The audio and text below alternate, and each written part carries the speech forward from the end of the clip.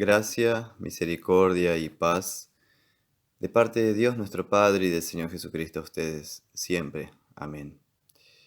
Este es el sermón correspondiente al 10º domingo después de Trinidad.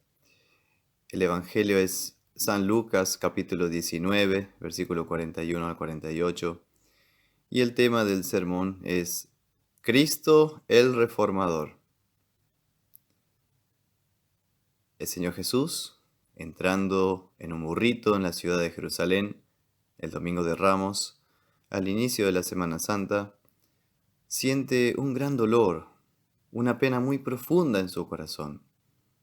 Dice el Evangelio, cuando llegó cerca de la ciudad, al verla, lloró sobre ella, diciendo, «Oh, si también tú conocieses, a lo menos en este, tu día, lo que es para tu paz. Mas ahora está encubierto de tus ojos, porque vendrán días sobre ti, cuando tus enemigos te rodearán con vallado y te sitiarán, y por todas partes te estrecharán, y te derribarán a tierra, y a tus hijos dentro de ti, y no dejarán en ti piedra sobre piedra, por cuanto no conociste el tiempo de tu visitación». Lucas 19, 41 al 44. Estas palabras del Señor Jesús se cumplieron cerca de 40 años después de su ascensión al cielo. El ejército romano, en el año 70 después de Cristo, rodeó la ciudad de Jerusalén y la destruyó completamente. Solo quedó una pared que rodeaba el templo de Jerusalén. Esa pared hoy es conocida como el Muro de los Lamentos. Allí el pueblo de Israel desde hace 2000 años implora piedad al Señor y Dios por sus pecados. El apóstol Pablo, como judío convertido al cristianismo, también lamenta la dureza del corazón de sus compatriotas israelitas, que no reconocen a Cristo como el Mesías. Dice en Romanos 10, 1 al 4, «Hermanos, ciertamente el anhelo de mi corazón y mi oración a Dios por Israel es para salvación. Porque yo les doy testimonio que tienen celo de Dios, pero no conforme a ciencia, o sea, no según la Escritura. Porque ignorando la justicia de Dios y procurando establecer la suya propia, no se han sujetado a la justicia de Dios, es decir, el Evangelio de Cristo. Porque el fin de la ley es Cristo, para justicia a todo aquel que cree. De igual manera, la Iglesia también tiene en alta estima al pueblo judío y ora por su conversión, que se vuelvan al Mesías Jesús, el Hijo de Dios y verdadero hombre. Pero el lamento de Jesús no es apenas por su propio pueblo, por los de su propia raza y cultura, sino hoy día en especial por toda su amada iglesia que sufre en esta tierra. Y en especial por aquellos que, llamándose de cristianos, o bien que fueron una vez bautizados, sin embargo ahora ya no se interesan por Cristo ni por su santa palabra.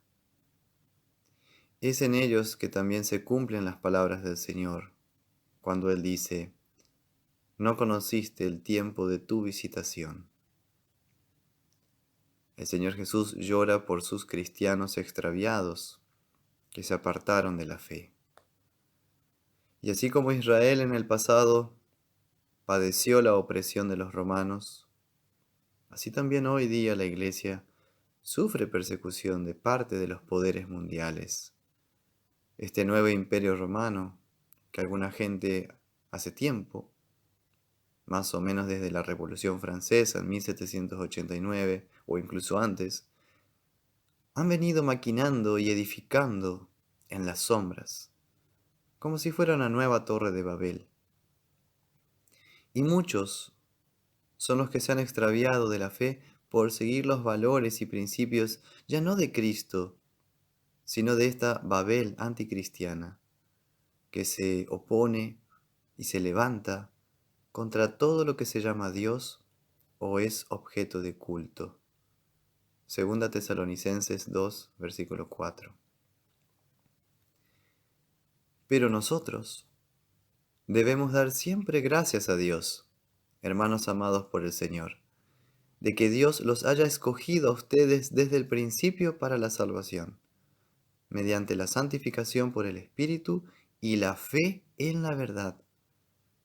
Segunda Tesalonicenses 2:13. Verdad que es Jesucristo, y que nos abre los ojos mediante su santa palabra, a fin de que no seamos ciegos y duros de entendimiento como los demás, porque la verdad os hará libres. La verdad de Cristo libera del error.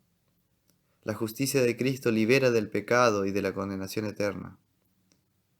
De tal manera que la fe que tenemos en Jesús es una segura e inconmovible convicción divina y sobrenatural en la gracia de Dios, revelada en la cruz de Cristo. Si tenemos con nosotros la santa palabra de Dios, nuestra fe permanecerá firme, a pesar de que el mundo venga a caerse a pedazos. Cielo y tierra pasarán, pero mis palabras no pasarán, dice el Señor.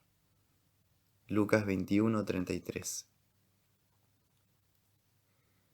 A continuación sigue diciendo el Evangelio que Jesús, entrando en el templo, comenzó a echar fuera a todos los que vendían y compraban en él, diciéndoles: escrito está, mi casa es casa de oración, mas vosotros la habéis hecho cueva de ladrones.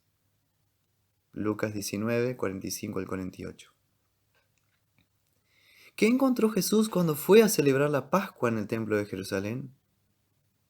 Encontró que la parte del templo, conocida como el patio de los gentiles, no era más que un mercado en el cual los comerciantes, patrocinados por el sumo sacerdote Caifás, explotaban al pueblo, cobrando precios exagerados por los corderos y otros animales de sacrificio. Y así, el templo, de ser casa de oración, llegó a ser cueva de ladrones. Pero Cristo, con una actitud digna de un reformador, es decir, de alguien que hace que la situación, tanto en forma como en contenido, se vuelva a un estado original y mejor, expulsó a los comerciantes del templo porque quería purificar al templo para que volviera a desempeñar la función original para la cual había sido construido: la adoración a Dios y la invocación correcta del nombre de Dios. Jesús, al volcar las mesas y esparcir las monedas, es como que le está anunciando a la gente: así, en poco tiempo, será destruido este templo, volcados sus altares y saqueadas sus riquezas. Y esta acción simbólica de Cristo fue una de las razones que llevó a los judíos a condenarlo a muerte. Como dice el mismo Evangelio, los principales sacerdotes, los escribas y los principales del pueblo procuraban matarle. ¿Y por qué? Porque Jesús les dijo la verdad, porque mostró la verdadera doctrina. Mi casa es casa de oración. Aquí se cumple lo que Jesús también dice en Juan 8:42. La verdad os hará libres. Libres de la mentira y del engaño. Libres de una adoración falsa, para en su lugar adorar a Dios en espíritu y en verdad. ¿Y qué significa esto? Significa que la cruz y la resurrección de Jesús hacen innecesarios los miles de sacrificios que se ofrecían todos los años en el templo de Israel. porque la resurrección de Jesús de entre los muertos elimina la necesidad de cualquier otra técnica religiosa que tiene como fin asegurar la vida eterna. Los sacrificios de ovejas, bueyes y palomas en el Antiguo Testamento solamente sirvieron para aguantar, de alguna manera, refrenar la ira de Dios hasta que viniera aquel que se ofrecería como sacrificio perfecto y definitivo, el Cordero de Dios. Los sacrificios del Antiguo Testamento fueron un remedio provisional hasta que viniera aquel que se ofrecería en sacrificio por los pecados del mundo, una vez y para siempre, el Cordero de Dios, Jesucristo, que se ofreció a sí mismo por ti. Esta preciosa enseñanza de Cristo el Reformador ha llegado hasta nosotros. La sana doctrina del sacramento del altar ha llegado hasta nosotros. El Señor hoy les recuerda y les llama a confiar en la promesa hecha por Él a ustedes en el sacramento del altar. Nuestra fe está puesta en estas palabras de la Santa Cena. Tomad y comed. Este es mi cuerpo, que por vosotros es dado. Asimismo tomó la copa después de haber cenado, y habiendo dado gracias la dio a ellos diciendo, bebed de ella todos. Esta copa es el nuevo pacto en mi sangre, que es derramada por vosotros y por muchos para el perdón de los pecados. Haced esto todas las veces que beban en memoria de mí. Queridos hermanos, Cristo no habló apenas de la vida eterna. Cristo es la vida eterna y te la entrega a ti por gracia, a través de su palabra y sacramento. Cristo no apenas te muestra el cielo, sino que Él mismo descendió del cielo a nuestro infierno a fin de rescatarte y llevarte con Él al cielo.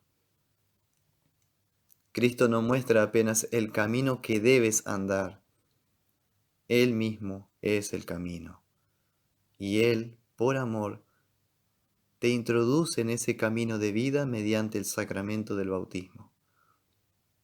Cristo no apenas te llama a la fe en Él, sino que por medio de su palabra santa te entrega el don de la fe salvadora y hoy día te anima y te da fuerza en la fe por su palabra y por su santa cena. Finalmente, uno puede decirle al Señor en oración, amado Señor Jesucristo, ¿qué quieres que haga mientras espero tu regreso, tu venida? Y Él nos recuerda, y les recuerda a cada uno de ustedes, mi casa es casa de oración. Por eso ruego por cada uno de ustedes y de sus familias, y también por mi familia, para que el Señor Jesús haga siempre del hogar de ustedes una casa de oración, una casa de meditación en su santa palabra, porque por medio de la palabra y el sacramento, Jesús mismo convierte tu lamento de nuevo en alegría. Que la gracia del Señor Jesucristo, el amor de Dios y la comunión del Espíritu Santo sea con ustedes siempre. Amén.